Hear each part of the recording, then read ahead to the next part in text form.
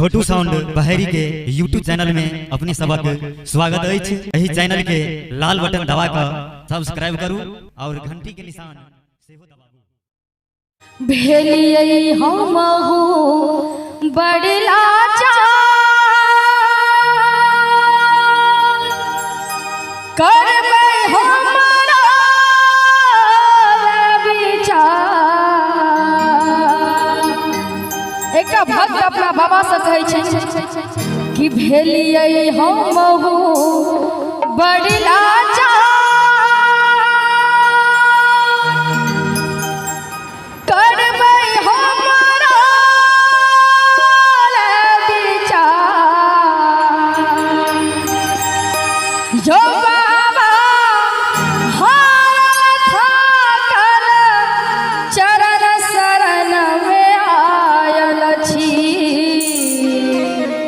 दुनिया सा ठुकरायल छीना यो बाबा हारल थाकल चरण शरण में आयल छी। दुनिया सा ठुकरायल छीना भेलियै हमहु बड़ लाचार करबै हमरा विचार। भेलियै हमहु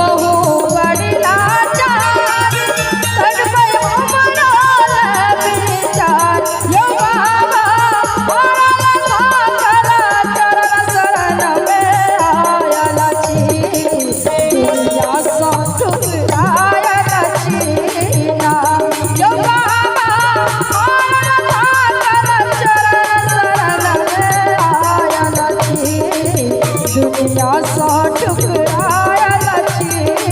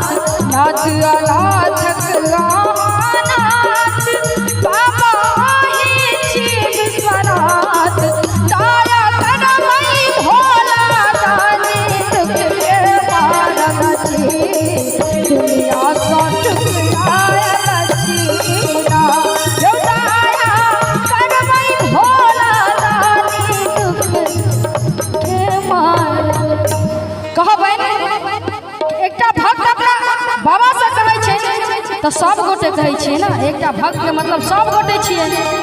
तो सब गोटे हाथ उठा कर ताली बजा कर कहबै कि संग दिया कहबै कि नाथ अनाथ गुआहाना बाबा ही छी विश्वनाथ